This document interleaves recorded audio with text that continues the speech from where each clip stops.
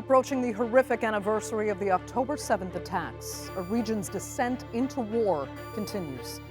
From an attack on Israel to the onslaught on Gaza, the cycle of violence in the Middle East persists without pause, now encompassing Lebanon and possibly Iran. How has it continued to escalate in spite of pleas for ceasefires and international legal action? I'm Andrea Sankey, and this is the Newsmakers.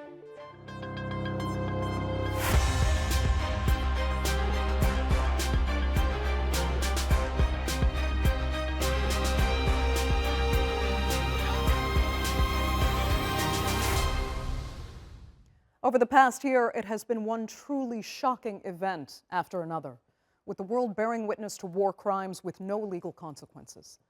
Though the October 7th attacks were horrific, Israel's retaliation against Hamas has now claimed almost 42,000 lives with nearly 100,000 injured.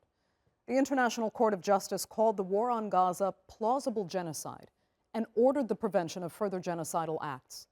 But since ICJ rulings are not enforceable, the destruction of Gaza has continued and even expanded into Lebanon. Here's a look now at the year behind us and how the international community has proven powerless to stop the killing. The first day in a year of dark days. On October the 7th, 2023, Hamas and other armed groups launched unprecedented attacks on Israel. More than 1,100 people were killed and 251 taken hostage. Many captives are still being held. Israelis were left stunned, traumatized, and angry. The army's retaliation was swift. Entire neighborhoods in Gaza were laid to waste within 48 hours. This building was hit by several bombs. Some people were killed, others were injured, including children. In those early days, critical infrastructure was destroyed, and Israel cut water and power to Gaza. Almost 100,000 people had fled from northern part, eastern part of Gaza, seeking shelter on Norway schools. I think we cannot even move from our places. We cannot even secure ourselves as a humanitarian actor to start deliver assistance to others. Add to that another shortage of water, electricity, and good supplies, medical supplies. It's going to be a tragic situation. It proved to be an accurate prediction. Israel's war on Gaza has killed approximately 42,000 people. The majority are women and children. Hospitals in Gaza turned into battlegrounds. The largest, Al-Shifa, reopened its emergency department last month. The Israeli army said Al-Shifa was really Hamas HQ, an accusation that the group and the hospital deny. In April, the month after Israeli raids at Al-Shifa, mass graves were discovered at the site.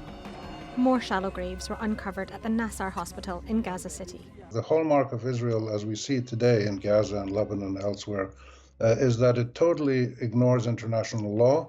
It totally ignores the advice of its biggest supporter, which is the United States. And it totally disregards humanitarian constraints in place to protect civilians.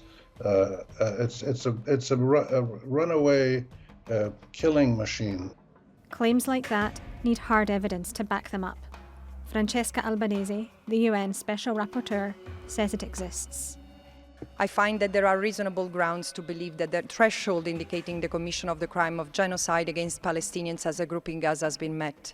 Specifically, Israel has committed 3 acts of genocide with the requisite intent: causing serious bodily or mental harm to members of the group, deliberately inflicting on the group conditions of life calculated to bring about its physical destruction in whole or in part, and imposing measures intended to prevent birth within the group. It's for the International Court of Justice in The Hague to decide whether it agrees with her assessment.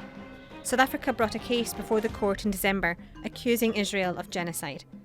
Since then, the courts ordered Israel to take a series of measures to prevent that outcome. But with its expanding military campaign, Israel's acting in open defiance of those and other rulings. Many of these people have been displaced multiple times already. They're making their way towards Han Yunis. All the shelling is frightening. The children are scared. We have no place left to stay. This is the 7th time we've been displaced, going from one place to another. We're exhausted. How much longer will it go on? No one knows the answer to her question. What we do know is that a year on, many Israeli hostages are still missing, and there's no respite for Palestinians in Gaza. So is this truly a war with no end? Well, joining me now to debate that and more are from Houston, Editor-in-Chief for Mondoweiss, Yumna Patel. From Washington, human rights lawyer and fellow at the Carnegie Endowment for International Peace, Zaha Hassan. And joining us very shortly, we hope, from London, president of the U.S. Middle East Project and former Israeli peace negotiator, Mr. Daniel Levy. Thanks both so much for being with me. Let's go back then to October 7th, because since that day, Israel has said, and its allies have mostly agreed, that everything in the wake of that attack constitutes their right to self-defense. How much has this been self-defense? How much has been really just the slaughter of innocent people? Zaha, I'll start with you. Thanks so much for having me. Look, I mean, you don't have to be an international humanitarian law expert to know that what's happened since October 7th inside of Gaza has little to nothing to do with self-defense. And this is because we obviously are seeing the complete destruction of the Gaza Strip, making it completely uninhabitable for human life. And we've heard since the very early weeks from leaked reports from the Israeli Ministry of Intelligence that there has been this preferred plan to evacuate, forcibly displace Palestinians from Gaza to Sinai or elsewhere so that Israel could be free to do what it wants with the Gaza Strip, including possibly resettle it. And we've heard also from the Biden administration, Biden himself, President Biden, say that the bombing has been indiscriminate. We've also seen reports from INGOs, international organizations that are operating in Gaza, saying that, what they see on the ground, the mass displacement, the indiscriminate killing, the destruction of all the essentials of life, even universities in controlled bombing situations and entire neighborhoods, that this does not comport with any notion of self-defense. And we also recently heard in leaked email exchanges from State Department officials that were published today that even State Department officials know what's going on, and they are concerned about the potential for claims of U.S. complicity so long as the U.S. continues to provide munitions to Israel to continue this situation inside of Gaza and now spreading into Lebanon. And even more disturbing, Yumna, is that the State Department and others knew actually what was happening before. 1 year ago, I actually asked the question on this program. It was the title for the program. Was this an inevitable escalation, the October 7th attacks? Horrific as they were, you had Gaza already declared basically an open-air prison. The situation was completely unsustainable for humanitarian workers at the time. So the question then became, how should Israel have responded? And was there some kind of opportunity missed for either immediate negotiations in the wake of what happened, or previously what should have been done? Mm-hmm. I mean, I think over the past year, the international community, the media, especially in the West, has been obsessed with this narrative of, Israel's response. And as you mentioned earlier, Israel's quote unquote right to defend itself.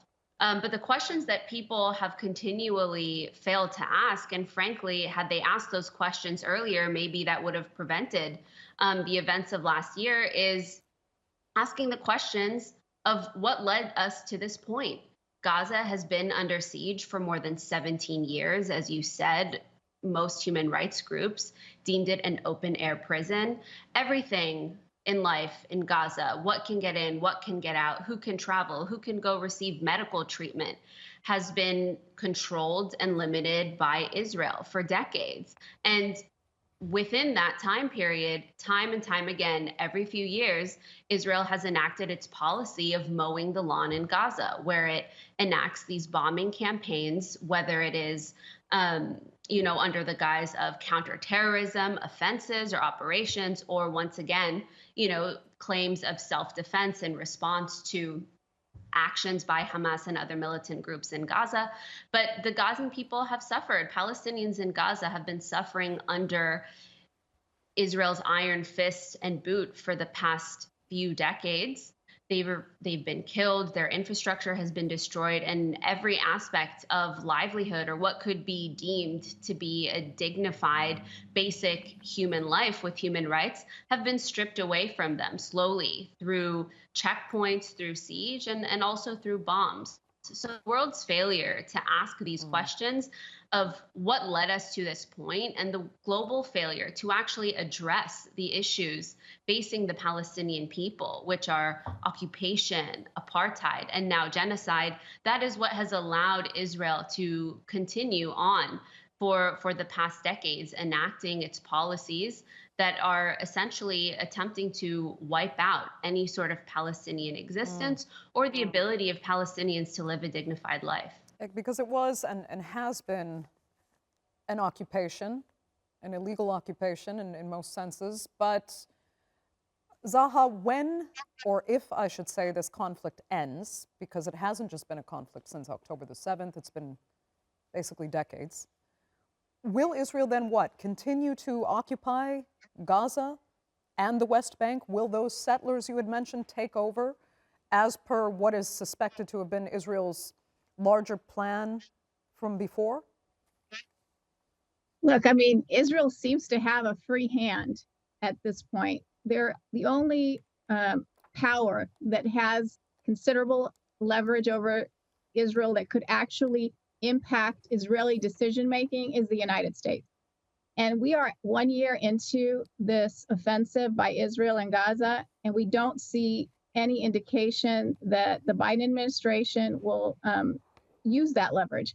And we've heard from the candidates that they have the candidates for president, that they have no intention of changing this dynamic. Weapons will continue to flow to Israel. The U.S. will continue to have Israel's back, and it will continue to provide diplomatic cover for Israel. So what does that mean for the rest of the international community? I think it's really important for us to take stock of the International Court of Justice opinion, its advisory opinion on what the situation is in the occupied territories. And in that July ruling, the World Court, this is the judicial arm of the United Nations, essentially said Israel's presence in the occupied territories is illegal. It needs to end immediately. The settlers need to evacuate immediately, and Palestinians need to have the right to self-determination. It described Israel's regime as one of apartheid and took note of the flagrant violations of Palestinian rights that have been taking place over the decades. And so now the obligation becomes for the international community, because we already know what Israel wants. Israel wants to maintain control over all the occupied territories, and it has no intention of leaving. That's why we're seeing a speeding up of the settlement construction. So it behooves the international community now to really implement this ruling. But the question, and I'll come to Yumna then, because there has been a lot said about how much power at this point the U.S. really has, because Israel will not be listening. Right now, Netanyahu is praying that Donald Trump will win the election, so that there has to be zero discussion on what Israel does going forward. A Trump administration would likely be fully in favor of the settlers actually taking over, and that everything Israel, again, does is in self-defense. And now also there's another element, Yumna, with Iran involved, that has for years cried death to America, death to Israel. The U.S. can actually claim, in a sense now, that the larger implications of this war are about U.S. self-defense and self-interest. I mean, I want to address, before we move to Iran, I wanted to address the kind of first part of your question in thinking about what can be done by the international community, or at least by the U.S. to have stopped this. And the answer is, you know, in the face of the international community calling for an end to this current genocide and to Israel's illegal occupation of the Palestinian territories, the U.S. has continued to essentially ignore all international human rights laws and opinions when it comes to this. And frankly, what could the U.S. do? The U.S. could do everything to stop this, but it is choosing not to. It is actively choosing not to currently. And, before we talk about the Trump administration and what a potential Trump presidency could mean for Palestinians, let's talk about what's happening right now under a Biden administration. Palestinians are being killed en masse in the tens of thousands. Some estimates say that the death toll in Gaza is actually over 180,000. And the Biden administration, Democrats are the ones who currently have continued to arm Israel, support Netanyahu and his government, and basically ignore all international calls and even calls from within their own country and within their own party to stop this genocide. I mean, I think the latest polls back in June showed that 60% of American voters on both sides of the aisle wanted to stop arms to Israel so long as this war or genocide continues. And when you broke it down by party, it's 80% of Democrats support the U.S. stopping funds and arming Israel right now because of the genocide that's unfolding. But unfortunately, Biden and the U.S. continue to ignore those calls coming from within the U.S. and coming from around the world. And so now that Israel's war machine and Israel's killing machine has continued to wreak havoc on the entire region, the bombing of Gaza has not stopped. As we've seen in the past few weeks, the bombing of Lebanon has not stopped. And now Israel has pulled the region into a potential wider escalation with Iran and an entire regional war. Now, I mean, the U.S. expects us to accept this premise that the U.S. has no choice but to come in and defend U.S. interests, when the reality is, this is Israel and the U.S. is doing. The U.S. had all the control in the world from last October until now to stop this, to achieve a ceasefire, and to prevent the region from falling into further turmoil and violence, but it has actively chosen not to, and that has happened under Biden. Okay. Zaha, though, I was going to ask you this, and I'll have Yumna comment as well. In the meantime, Hamas's deputy leader, Khalil al-Hayya, he came out and said that actually Hamas never targeted civilians and that what happened on October 7th was just meant to wake up the world to the occupation of Palestine. And he again denied that there was ever any targeting of actual civilians, that those were the deaths or any accusatory assaults of innocent civilians were rogue players, irresponsible fighters, he phrased it. I don't know, do you believe that? And do you think that is the correct tact if Hamas wants to remain somehow, have any sense of legitimacy, especially when it comes to peace negotiations and hopefully a final resolution to what is happening between Gaza and Israel?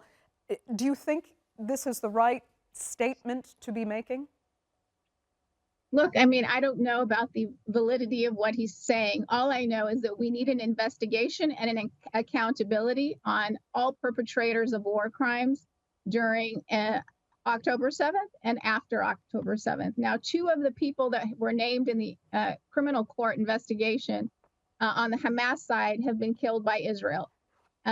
We have, though, one remaining Hamas official that's been named, and there may be more coming down. We've heard about video footage that was taken from the head cams of attackers on October 7th. There hasn't yet been an investigation about this. We need one. We need the International Criminal Court to step up and to do its job and to issue the arrest warrants that have been submitted for months now.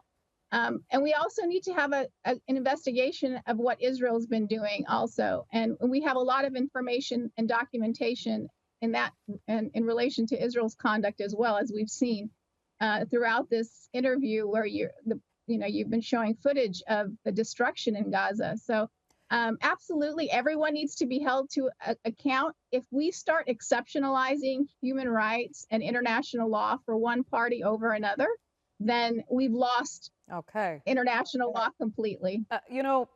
Zaha, when we really look back at the more pivotal moments of this last year in this conflict, we'll remember when Al-Shifa Hospital was bombed. And countless people actually just said that that was a game changer in the trajectory of this war, and that there will have to be accountability because so many children and women were hit, and that meant absolutely zero medical services for the thousands of people that were being injured. We saw none of the accountability in the wake of that. Are there no limits then? Look, there will be accountability. We have to continue to push for accountability. It's in everyone's interest for there to be accountability. Like I was saying in my last remarks, I mean, international law, human rights, they benefit everyone, and we aren't safe in this world unless we have some rules of the game. Even in war, there has to be rules. Now, the ICJ's movement on Palestine has been very, very slow. I mean, Palestinians first submitted a declaration to submit to the jurisdiction of the court back in 2009. It took them 5 years to respond to that by rejecting that declaration, and another 6 years, before Palestinians were able to see arrest warrants or an application for an arrest warrant for Israeli officials. So justice is slow, and justice for Palestinians is really justice denied because of the situation that we're seeing right now with the genocide. Yeah. I'll tell you what, we actually do have Daniel now. Daniel Levy, so glad you could join us. We're down to really our last few minutes. So I'd like to get your feelings then in this last portion of the show on where we stand today, 1 year after October 7th, where, as we said at the opener, Israel has used the events of the past year, or justified rather, its actions in the line of Israel's right to self-defense. From an Israeli perspective, how much of this that you've seen since October 7th has been in the interest strictly of Israeli self-defense? Self-defense cannot be a justification for the violation of international law. And not only is this not going to deliver security for Israelis, you cannot bomb your way into acceptance in a region. You cannot deny people their rights in perpetuity. You cannot conduct the kind of war crimes that we have seen and assume that there is no blowback. Mm-hmm. Nothing justifies violating international law on any side. But before October 7th, Israel had guaranteed, by closing off all political, diplomatic, and other avenues, that resistance would be strengthened.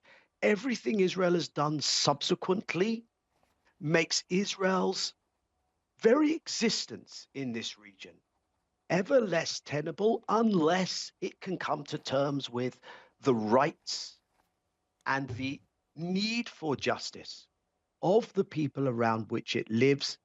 That's the Israel picture.